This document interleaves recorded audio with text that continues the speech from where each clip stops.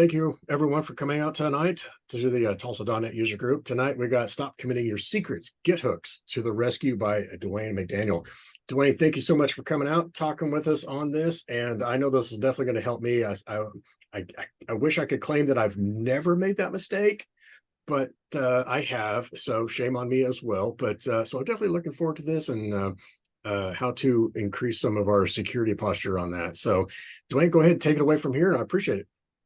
Well, thanks for having me, Sean. I really appreciate the chance to be here and share a little bit of knowledge with you. Hope everybody's ready to buckle in and go for 3-4 hours tonight. We're going to dig deep. I'm kidding. Should be about 45 minutes. And I do want to make this interactive through parts of it. So if you have questions, put them in the chat and you don't wait to write down your question, and we'll get to it as I can. With Zoom and 2 screens, hopefully I'll see them. But if it's something urgent, please unmute and just let us know.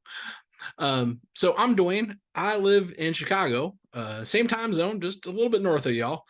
I've been doing developer advocacy since about 2016. I gave my first talk ever here in Chicago back in 2016. That was a long time ago, back when I was doing Drupal. I host a podcast called the Security Repo Podcast that you can go find out there on Spotify and many other places. I'm actually going to drop the link for this talk into chat. I just thought I had it on my clipboard and I don't. So I'll get to that when we get to Q&A. So I'll share all those links with you. If you want to follow me out there on social, I am doing my best to move everything over to Mastodon these days. Somewhere in the Fediverse if you want to hit me up over there. I'm also on LinkedIn, but you can find me on LinkedIn pretty easy. I had to put that link there. If you ever want to talk about anything outside of tech, I love going to rock and roll shows and I love karaoke. And I live just a couple blocks from the Annoyance Theater here in Chicago, home of some of the best improv in the world.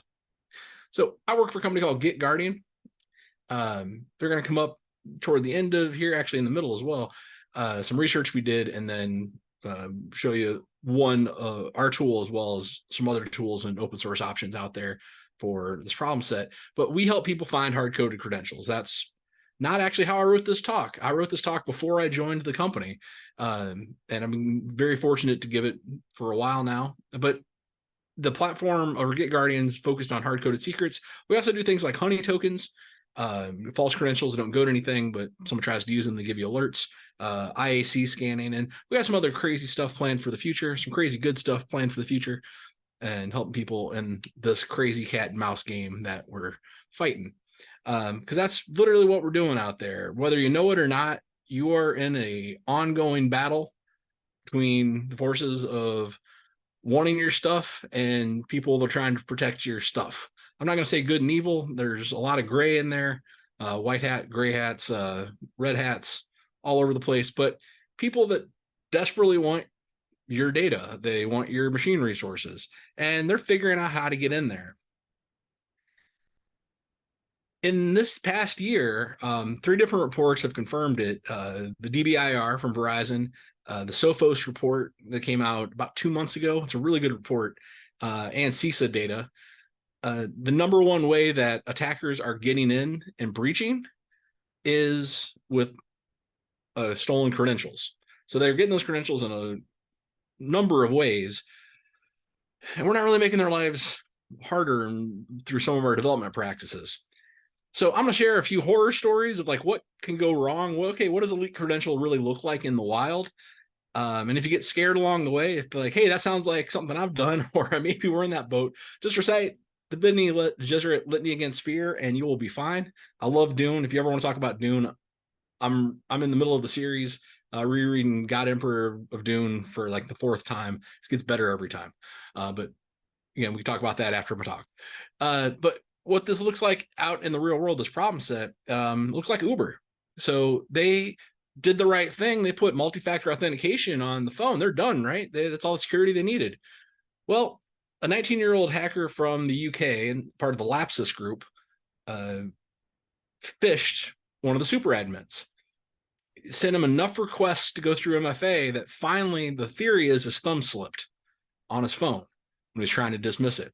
We don't know exactly what happened, but we do know he got flooded with MFA requests. Attacker gets in.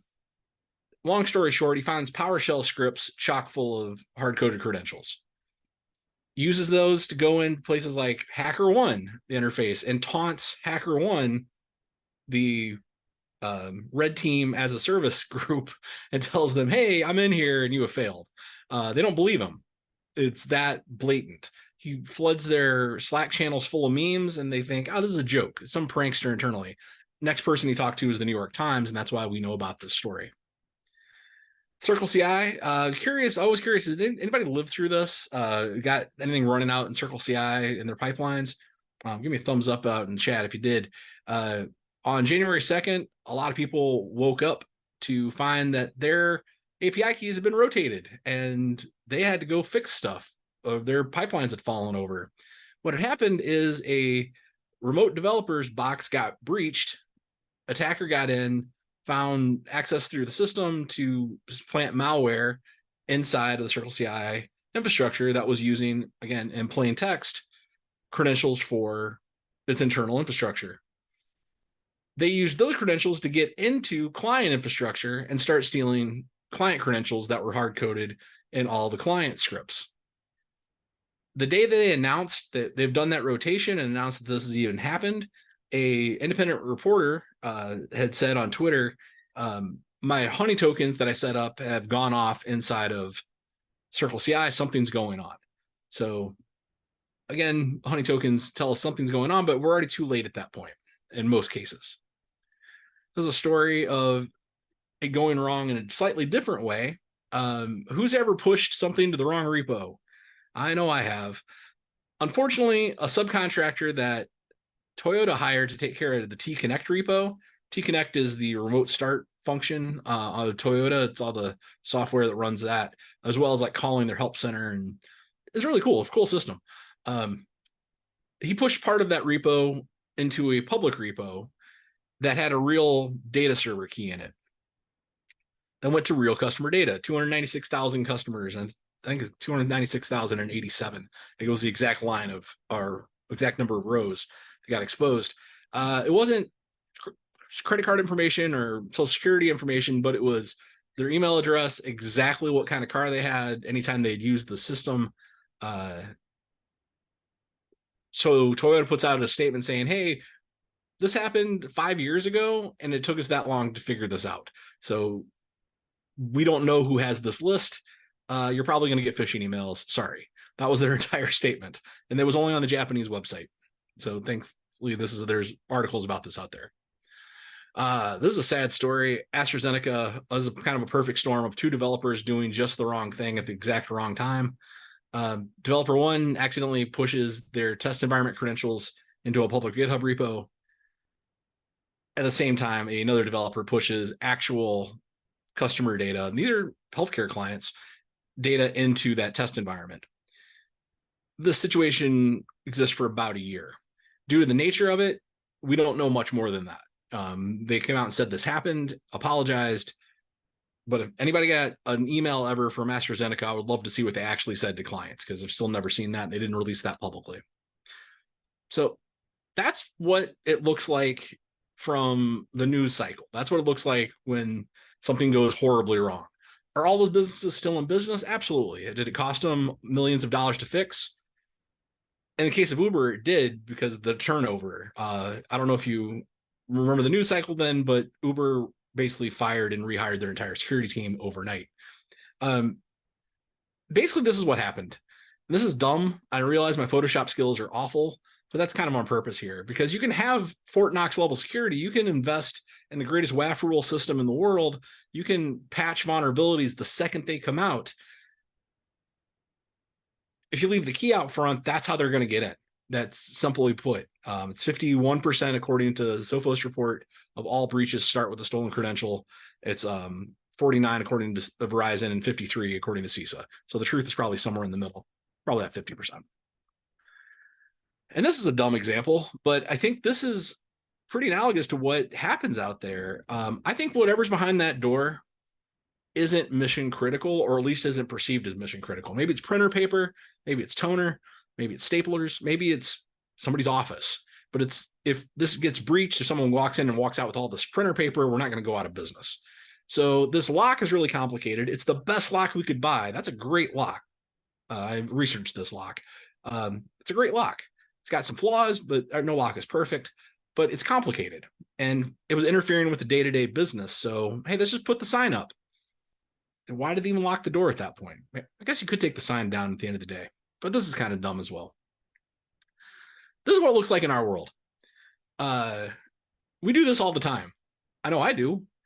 And we do it for not because we aren't thinking about security. I mean, that we aren't, but we do this mostly because we're trying to fix something. We just need to make sure that database actually works. We're debugging something and we are 17 files deep and 100 lines of code change chasing this bug. And we got to close this ticket. And we finally succeed an hour later. We don't stop and think, all right, now let me walk through everything I touched and make sure that I didn't create any security problems. No, you close the ticket. You save, add, commit, push, move on to the next ticket. We think this is the vast majority is just simple human error. To the tune of 10 million secrets showed up on GitHub public last year. So one of the things we do is we put out a state of secret sprawl report every year. The 2022 data looked at over 1 billion commits, 0.87 to be more precise. We look at, we subscribe to the feed. You can as well. Guess what? Hackers are doing this. It's just api.github.com/ I think feed. A timeline also works. You can subscribe to it like any other feed, API feed. So we look at every single commit and say, hey, is there a secret in here? We found 10 million. We have a Good Samaritan program. So if we see something that looks like a secret, we email the committer email right then and there and say, hey, did you know this is out there? You should probably fix it. That's how I found out about GitGuardian. In all reality, I pushed a private SSH key up to my a public repo. And the first words out of my mouth was like, that's not a public repo. Sure enough, rotated it and I felt fine. And I didn't think about these guys again for about 6 more months before I researched this talk. Everybody's doing this. This isn't a just new person problem. GitHub itself only grew 27% year over year from 2021 to 2022. And yet we saw a 67% increase in this problem. We're getting busier. We've never produced as much code as we are right now, ever. Like we're only producing more code. AI assist is making us feel a little lax. Fun story there. I use Grammarly to write all the time. And I used it on an old piece that I had written months and months ago. And I just relied on Grammarly 100% to like, okay, it's going to take care of all the problems of this. I didn't bother to read it out loud. And sure, get to the end and my boss is like, did you even edit this thing? Like, go back and reread this. I'm like, oh no. And I realized I'd relied so much on the machine that I'd started just dropping the good practices I've developed over my career. So that was a wake-up call for me. I think the same thing's happening right now in development. Like we got to get a hold of this thing and not just rely on our assist tools. But we should use tools to assist us because I still use Grammarly daily. So who's responsible for this problem? Well, it's really easy to blame the developer. But at the same time, in the same breath, but it's security's job to fix it. Exactly, John. Copy, paste, ship it. I really like this quote from Alex Rice. In the best of organizations, it's 100 to 1 developers, engineers, people that touch code to the security team. So it can't just be security's job. Ultimately, yes, security is responsible for securing the company, but they can't do it alone. If I was in person, I'd ask everybody to raise your hand if you're the security person at your company. I mean, I can see some of you, but if you are, like, give me a thumbs up or something in the chat. But I'm guessing most people on the .NET developer group here are probably developers, and you're sitting on the left side of this equation. So what did we do as an industry? Well, we started telling everybody to shift left. And in a perfect world, I love shift left because that means we fixed it at the whiteboard or as close to the whiteboard as we could. And that's where left is. And right is production, where it's really, really expensive and dangerous. But a lot of people interpreted shift left was like, it's a developer problem. Just throw it at them. They'll figure it out. They figured out everything else so far. They figured out operations, it became DevOps. They figured out how to build platforms and it became platform engineering. So developers will figure it out. DevSecOps is a thing. Sure, I've heard that word. I don't know if it makes any sense personally. I think you can't have DevOps without security. Otherwise, you don't really have a business. But security is everybody's job. And that is the reality. Even though security, and there's a security team, there's a development team, it's still everybody's job. Because in the world of DevOps, it's so connected. You can't just say, hey, somebody over here is responsible for all this going on. It's got to be everybody that touches every piece. But there is good news that there is a common transport mechanism that we all use. No matter what team you're on, at some point, you're going to touch the Git repo. Unless you're like a business, your sales probably shouldn't be touching the Git repos. But everyone else in the business is going to be interacting with the pipeline, with the tools, and gets to the heart of how we do all of that. I say the star there because it's only like 97% of the market is Git. Like there are people using CVS out there. There's still people using Subversion. Nothing against those, but this talked about Git. So Git's awesome, but if you've ever typed man git into a terminal, the manual entry actually says this. It's the stupid content tracker. It was never intended to be a security tool. It was never intended to have security features.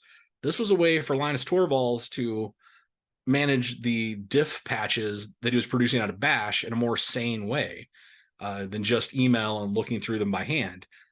There is the whole story of BitGuardian, or what's it called?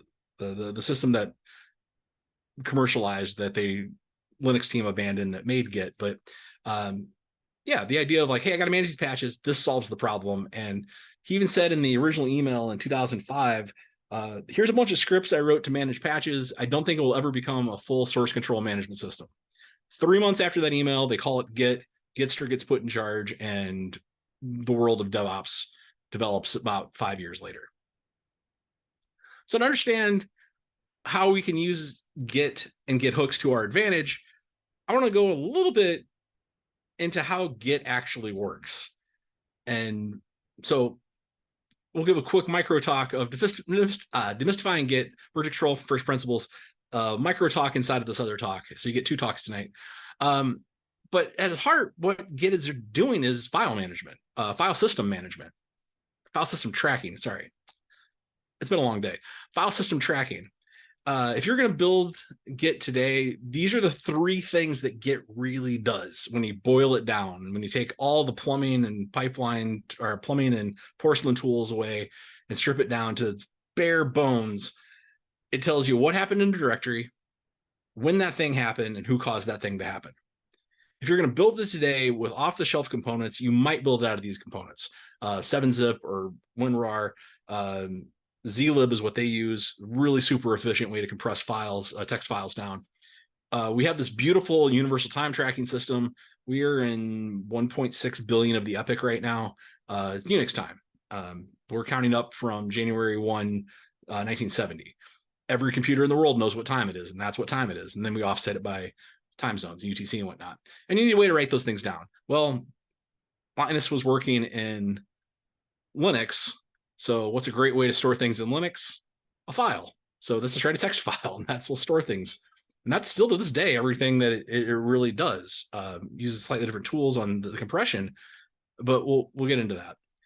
It's got this weird concept of what here means, because like unlike every other piece of software you ever touch, Git has multi-dimensional time travel built into the concept. And that's why I think a lot of people struggle with it, is we get lost in what branch we're in versus what commit we're in versus, and that's why rebase is really hard to imagine in our heads, is because nothing else works that way. But it all boils down to where here is. So I love this picture. This is Oakland, California on the left and Berkeley, California on the right. There's a quote from Gertrude Stein. The problem with Oakland, California is there's no there. So some artists in the 70s made a here in the here is in Berkeley and the there is in Oakland, and there's a there in Oakland now. And I love this because no matter where you are in the world, Tulsa or here in Chicago, or wherever else you came in from, here is over there to you on your screen. And even if you were standing right in front of there, here would still be over there. And I think that's where we start losing the thread with Git, is we overthink like this concept of multidimensional time travel. In all reality, it's just a bunch of text files. If you've never opened up your Git folder, don't do this on a mission critical project that's actually running in production, please.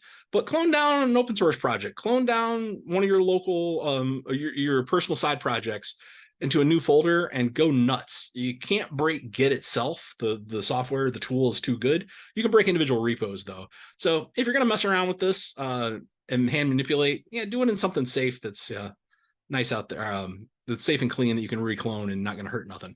But I advise you to open up a Git folder and take a look around. So the one thing I want you to take away from all of this is how big these files are. The biggest file here is only 219 kilobytes. Very tiny. Then there's head. Head's only 20 bytes big. If you've never seen a head file, it looks like this. It's one line long, 20 characters most. Well, it depends on what you named your branches. But that's it. This is here to Git. Git always thinks it's here. So when you're rebasing, doing anything else, you always got to imagine like where's head's pointing at right now. We can base all the other reality from here. What does that ref go to? Well, that ref references a commit.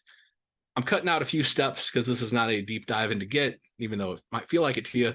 But eventually you end up with a pack ref file that points all of your branch names and tags back to the specific commit that was that moment in time where you snapshotted. So what is that exactly a snapshot to? Again, Git is a file system tracking tool. It's tracking the entire contents of the directory it's in. That's why it's directory-based thing. That's why when you get init, it turns that folder and anything underneath it into the project. That's what it's watching, all those files. And Git's also really smart, and it only ever makes a new compression if you've changed the file. So between A and A1, that's a new compression, but B didn't change. Git just points back to the previous thing in the chain. What's inside a commit? Well, again, too in the weeds. Every individual file becomes a blob, a binary large object compressed down, so you can't read it. It's just a compression. And then we store those compressions in a single file called the tree. That tree, you and I on our file system, is called index. Again, this is an oversimplification. There's a couple little things I'm leaving out, but that's basically what we're doing. We're packing these blobs into the tree. And that's what we do when we say git add. We git add those to the tree. When we say commit, then we make a permanent record of that in our history that gives us the author name, the committer, and any notes that they wanted to give us. And then we stack these in a row or on top of each other. Conceptually, it's graphical based, but Linus was never clear what the graph which direction it should go in his original papers. So yeah, it's a chain. So the problem with secrets is magnified by the fact that if you make a commit here, but remember to take it out here, it's still here. And one of the greatest advantages to Git and why it won the version control system conversation was everybody has a copy of the entire file system and the entire history. The scary thing about Git is that everyone has a full copy of the file system and the entire history. So if it's on GitHub and you're going to have to rotate that secret, or GitHub public, you're just going to have to rotate that secret. Or if it's in public at all, and someone just assume if you pushed it public, someone's made a clone of it because they're constantly monitoring for secrets. I should take this slide out. One of the reasons that Git won the war is because it handles merges very, very, very smoothly in a way that no other system ever did before. Because it's not thinking in terms of diffs. It makes diffs through the patching system, and that's what Linus was using. You make a diff between this, and like the patch tells you what the differences are, and that is how it transports. And so effectively between your machine and like GitHub or GitLab or whatever remote host you have, is it passes that patch and then reapplies the patch. But then you have two exact versions of the same file system on either side. But it's not thinking in terms of diffs. It's thinking of diffs as like a way to transport something, not as what it's storing. So anyway, back to our regularly scheduled program. So Git gives us a few things to help us stay safe out there and keep our secrets out of version control. The first is gitignore. Early on, they realized we got to get a way to ignore things that otherwise Git would pick up on because it's in the file system. And if you store things in a .env file and then you gitignore the .env file, it should be right, should be fine. Except anybody see the issue with this gitignore? Won't make it come off mute. Commented out .env. Now this is not in my gitignore. Basically, it's there. I can read it, but Git's gonna not ignore my env file. This is why when you use AWS CLI, it by default sets a AWS folder on your home directory, a .aws folder in your home directory that has a credentials folder in it. It's because it needs to store it. AWS is smart enough to say, hey, you need to store this away from any projects. Do not make your home directory a project, please. You can if you want, but please don't. And if you do, don't ship it. But yeah, this is one way it's told you can protect yourself here. And that's everything I just said. The other way we can protect ourselves is by storing our keys in things like Vault. I'm not here to sell you HashiCorp Vault. I have mixed feelings once they changed their business model a couple of months ago. They're no longer open source. I used to proudly say that HashiCorp Vault was 100% pure open source. Now it's got a BSL business license around it. But it's still a great tool. It's still, I think, one of the gold standards of the free tools you can use to build a Vault system. And every platform on Earth, including Azure, has a key Vault system. The AWS Secrets Manager, I forget what Google's calls theirs off the top of my head. It's been a long day again. But Azure Key Vault has got some of the better documentation of any Vault system out there. That's not, as a non-Vault Azure regular user, I can say that. I've done a lot of research. But key managers are awesome because you store the key in an encrypted state at rest, and then you programmatically call it at runtime. And then it's through HTTPS, it's encrypted on transport, and it's only unencrypted in memory when the application runs. And if you sanitize your logs, that's a really, really, really safe way to do it. It's really hard to get around those protections. And if attacker sees that you've standardized using the key vault systems, they know that's really hard to crack, and they're going to go for an easier target in general. Unless you're a multi-state, or unless you're a state actor going after like the Department of Defense or something, then you're going to keep trying.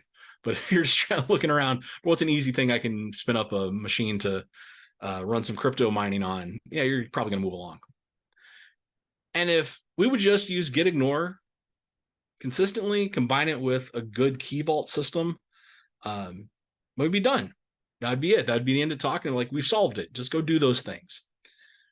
The problem is we don't consistently use those vault systems. It's a problem that I didn't add to this, but I've been having that conversation more and more in the last few months of like, how many key vault systems does your company have? It used to be, how many secrets does your company have? And that's silly because nobody knows. Nobody knows that answer. Like, there's no one person in your company knows every secret spun up.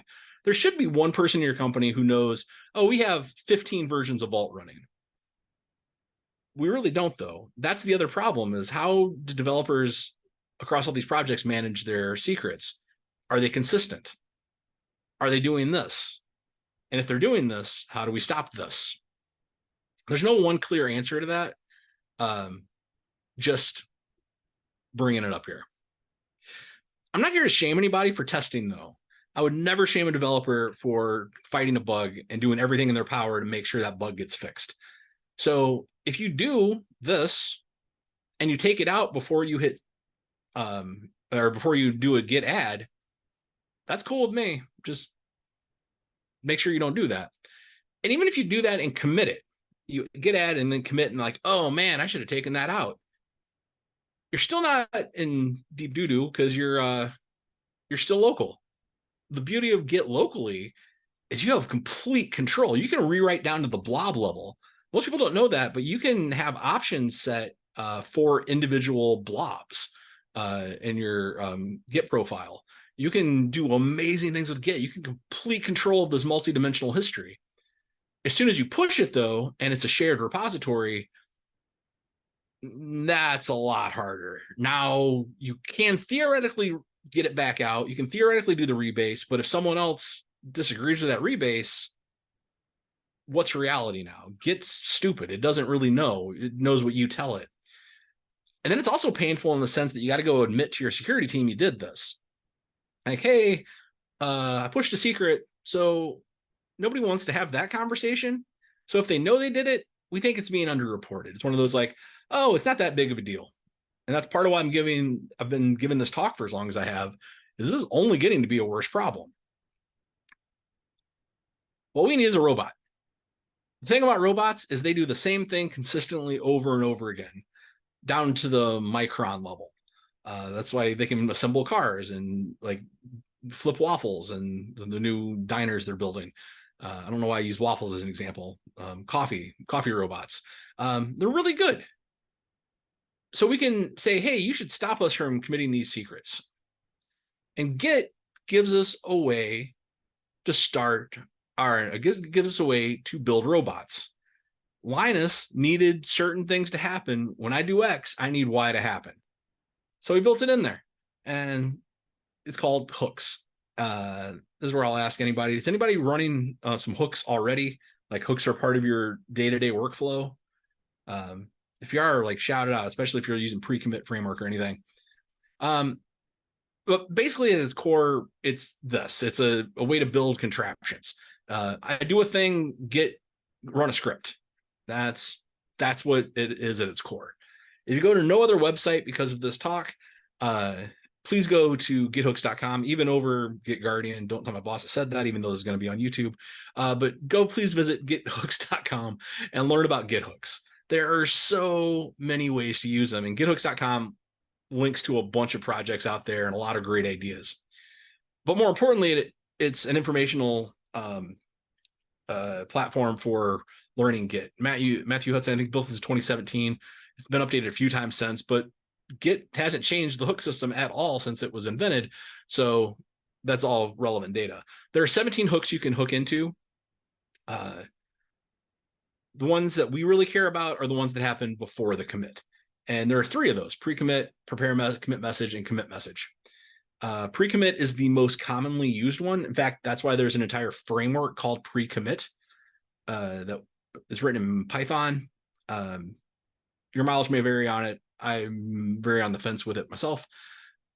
Then not all of these are on the developer end. Not all of these are on the local end. So pre-receive, for instance, this is designed so if you're building a Git server, a remote Git server, oh yeah, absolutely. The Git hooks are always free because they're just part of Git.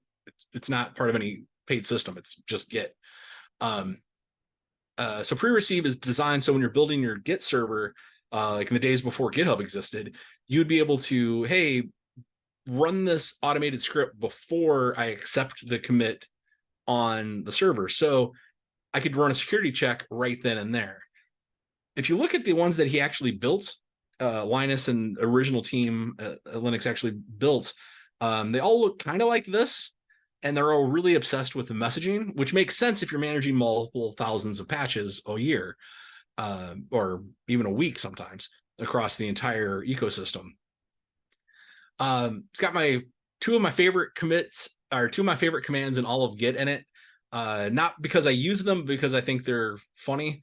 Rev parse. If you type man git -rev -parse into a terminal, at least on a Unix like system like Mac or Linux, the actual description is pick out and massage parameters.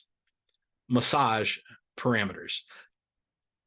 I've never read the word massage in any other documentation in my entire life, but that's what rev parse does. And after running that, it runs git hash, so you can hash any object manually in Git. Like, again, this all it does. Yeah, I'm getting way in the weeds, but it's just, I love thinking about this stuff. All right, well, we're here to talk about Git hooks. So Git hook can do anything, though. It's just a script. If you can write it, you can write in .NET if you want, or C# if you want. As long as you got an executable runtime locally or wherever you're running it, it will run. I'm a bash junkie. I would write everything in bash if that was an option. Python, I'm getting better at over time, but I'm really good at that. And my .NET, you'll see later. That's why I don't have any C or C# in my examples. But here, I just had to tell me a dad joke. Huge shout out to Edward Thompson, who was the project lead on getting GitHub Actions out the door, as well as he maintained NPM for a little while. I forget what he's doing these days, but he has a side project or a little GitHub joke project called Git Dad. You can add it in as a local command, and it will still do the add if you type Git Dad instead of Git Add, but it will also tell you a dad joke along the way. So all it does is curl icon has a dad joke. So that's where I stole that from. So full credit to him for that. I like dumb examples because they help me remember things. So now we know what a hook is and what we can build with them. Well, pretty much anything. How do we model this script? Again, let's talk about it from a whiteboard perspective or a screen perspective, because it's really cheap here. I need to check for username, passwords, API keys, security certificates, and then other things that should I look for env files or look for PEM files? Probably. But if it finds any of those other things or anything I just mentioned, let's throw an error and maybe give me some information, but let's just stop the commit from happening. If you built this by hand, and I'll show this in action later, it would look something like this. Ignore the I can ask dad joke on this one, but hey, if we got a password equals anything or a this is regular expression, so grep. Another fun fact about grep or Git is, since Linus was building this at the same time he was building Linux, he built a lot of the same bash tools into Git. That's where git diff comes from. Is diff is a bash command, so git diff is the bash version of it that only deals with the bash index. Git grep is grep, but it only deals with the git the git monitored components. So it removes the problem of where does grep need to look. So you can just say git grep and it will just say, all right, and everything I'm tracking, I'm just going to check those things only. So of course we've got password, and then here's some other regular expression. So what's 20 characters long and only contains uppercase and 0 through 9. Also, I could have written it to start with AKIA. Those are AWS passwords and secrets. So, or not passwords, AWS tokens, secrets. So here we go. I ran it, and sure enough, there's my joke. And hey, no hard code password, and I split out an error too, but I didn't do verbose, but that's what it did. As you can probably anticipate, there's some problems with building it on your own. You can, if you have a very specific set of use cases, why not? And it's a great place to start, but you got to maintain it. You got to deal with false positives. You got to deal with all of the other use cases, and ain't nobody got time for that. You got a job to do, and it's probably not building the solution. Good news is that there are open source alternatives to doing this on your own. I'm going to talk about 3, but just to let you know, there are a ton out there. Ones I probably should have on here are Git Leaks. And what's the other one? I forget. I think it's secret scan. I think it's just all it's called. I forget who puts it out, but it's like one person put it out and built all of the grep on their own. AWS I really like for the simple reason that I stole the code I used for git grep from that and modified it slightly. So props to them. If you don't know about AWS Labs, AWS Labs is a internal, outward facing, but internal AWS team led thing where they release all these things that aren't quite supported by AWS officially, but somebody in AWS built it and is probably maintaining it, and it's really good stuff to look through. So Git Secrets is one of those things that they released. So it's not officially an AWS project, but AWS engineers build it and maintain it. If you are 100% bought in on AWS infrastructure and that's day in, day out, all you breathe, this is a great one to start with because it's tuned for the AWS use case. And it looks for anything that looks like an AWS pattern. I think they took a really interesting approach, because when you install it, it actually installs 3 commit hooks, pre-commit hooks. So it's pre-commit, the commit message, and prepare commit message. It triple checks. Never really been sure why they did that. I've never asked the team that built it, but hey, if you can check it one place and you can check it 3 places, 3 is better than 1, I guess. It doesn't add any additional overhead on time. I've never noticed a time difference running this, even if I pack things in full of secrets. So it's open source. It's free. Everybody, again, should be using it if you're 100% on AWS and that's all you do. But most people use something else. Staying in the world of 100% open source, in 2016, Trufflehog released their version of it. It was one of the first ones you could get off the shelf out there. Their pre-commit hook, so it's just a tool that detects secrets. You run it in the command line. It can do a lot of neat stuff. But their pre-commit relies on the pre-commit framework. I think you can rewrite it now. I haven't built in this in probably 8 months. But I think now you can just create a straight up Git hook with it. But at the day, I already wrote this. It was like, hey, you should use the pre-commit framework, which again is a Python thing. Maybe you like it, maybe you don't. It's free. There is an enterprise play available from them if you're like, hey, I want to do this at scale. You check at the pre-commit level using the pre-commit framework. And here you can apply this to GitHub Actions and other CI/CD pipelines as well, but their examples all focus on GitHub Actions. The problem with running it after it receives the commit is, well, it's already there. Knowing about it is great. Detection is a very important part of managing secrets at scale, but we didn't solve the problem of keeping it off of that commit. But just want to mention, for their credit, you can run actions with it. This is the one I'm going to pick on simply because I can. False positives with this stuff is pretty high. And by false positives is not just, and this is AWS as well, and with all of these tools, if you're writing grep, you're going to run into this immediately. Is that really a secret? Or does it simply look like one? How do we know if it's really a secret or not? And that's where we start moving to the world of enterprise and platform solutions to say, hey, let's validate that and add a validation step to say this is usable or not, or this is present in multiple places. And that's where I'm going to mention GG Shield. So we're not an open source play 100%, fully hands up. And if you're 100% open source only, I just named you 2 options and told you how to build them by hand. We're a platform play. So we have a detection engine that we built, and GG Shield is open source. So if you want to see how it functions as a command line tool and what it's calling and what API calls it's specifically making, that's all out in the open. You can modify it to your heart's content. We have a lot of customers that do, who will put their own remediation steps in to help the developers out. But you install ours at the pre-commit level, pre-push level, or you can do the pre-receive level as well with ours. Pre-push is an interesting one.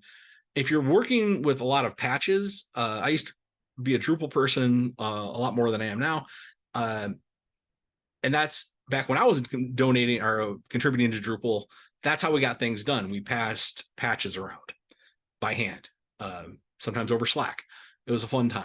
But that was before they went to GitLab for the project.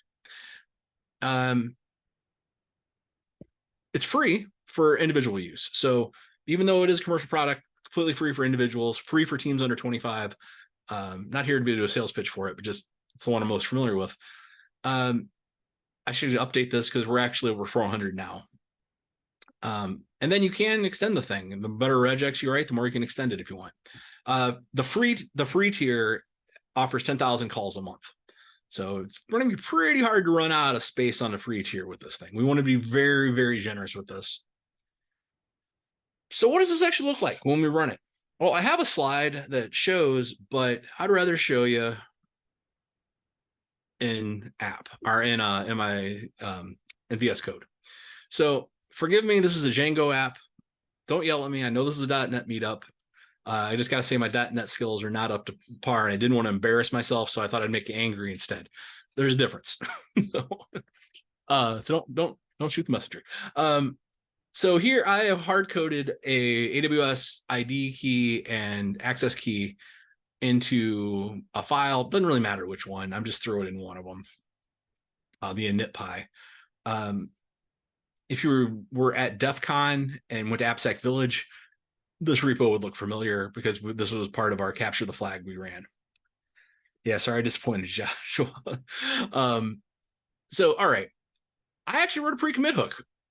Did this right before we jumped on here. So if I do a git add, actually, let me do a git status real quick. Yeah, we're good. So git add. I know I shouldn't be using the self-referential dot for that, but I'm really lazy and this is a demo. Nothing's going to break in production, I promise. So another git status, and okay, now it's staged. It was staged before. So I'll do a git commit -m, and I'm just going to say demo again, not there. Hey, secret found. It does exactly what I told it to do. It spit out my git grep and told me, hey, got a secret found, and it exits. That's a little clunky. I could clean that up, sure. But what do I do about the other thing that was in there? Because I only looked for the secret key ID. I didn't look for secret access key. So now I got to build that. And that's the problem of keeping going. Instead, I can just clear that. GG Shield is what I'm going to use. Again, I should probably be demoing the others, but I'm just going to show these real quick. So I do a secret scan, and I can look at the path for this Django app, Django. And this is what I manually found when I looked it up. It's like, okay, I found these things. I can also look at the repo level. So scan repo, and I'm going to again use a self-referential dot because I'm lazy, and I'm also inside the repo itself. So scan that, and now I know back through the entire history of the project, every commit, every secret that got added. And don't worry, these aren't public. This is an example repo. None of these are valid. And I know they're not valid because we do a validity check. It helps us with the problem of that false positive. Because yeah, hey, you know the secret's here, but it's invalid. And like, yeah, I'm just going to ignore that and move on with my life. There's ways to then just mark that in code. And if I threw a gitignore at the end of this line, gitignore, it would just ignore it. So that's not what we're really here to talk about. I just want to show the tool in action. So it has a GG Shield install through a .h, but our install says, all right, hey, you can install a pre-commit or a pre-push hook locally or globally. The beautiful thing about global hooks is once they're set, they work across every repo on your machine. You never have to think about setting it up again. You might not want to do that. I personally only ever do it locally, but then again, I do mostly demo stuff. So for me, it makes sense. Pre-commit, pre-push. I mentioned earlier, we can do pre-receive, but that's not out of this tool. That is something you would set up on your hosting provider like GitHub, but you'd have to have a specific environment for it. Full documentation's out there on how to do it. I would highly recommend looking it up, especially if you're dealing with very sensitive personal data and you just need to make sure nothing ever hits our shared repos. But again, that's a talk for another time. So let's run this real quick. Install -m is the only required one where I got to tell it local. And then by default, it's going to say, think I wanted to do a pre-commit hook, which I do. And if I go look at my hooks, you notice I got one here already. And if I write this right now, I'll just run it. Yep, it already exists. So I can force and say, all right, I want to overwrite this, but that's not what I want to do. Instead, I want to throw an A and append. And that's what append does. It throws it at the end of the file.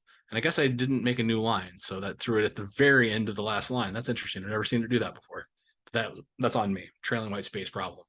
So I'm going to comment all that out. So that's the only thing here we got. So let's try that commit again. So do a git add, and then do a git commit -m. And I don't know why I didn't push up that many keys already, but say demo. And this time, hey, we stopped it. Nothing happened, but now it shows me I got yeah, let me just hit up real quick. Yeah. So hey, here's all the secrets in this repo that you just tried to commit. I forgot I had done some changes in here earlier today, so I'm surprised how many there were. But don't worry, these aren't valid. So okay, I'm not panicked. I'm not almost done something terrible. But also I got how to remediate it. And if just want to ignore it, and this is not a specific this tool, if you just want to skip all the get hooks, just no verify. That kind of points to the use case that they were thinking of when they first built it, because it was the hooks will verify things like your messages and whatnot. So no verifies, don't run the hooks. It should be no hooks, but they never updated it, kind of like how they never updated get checkout. They just built a separate one called get switch. Anyway, with that, I got a will. quick question. Yeah. Okay, so how does it know if a token is valid with AWS? Does it know it because of a regex, or does it actually do an API call to API call. AWS? Oh There wow, is there is a non what's it called, non-intrusive API endpoint that just returns if something's valid or not. Most platforms have built those in, not all of them. So we check for about 400 specific kind of detectors. We built 400 specific kind of detectors so far that look for specific things. About 190 of those we can actually do that in a non-intrusive way. Full docs on how we do it are on our in our docs, the full explanation in great detail.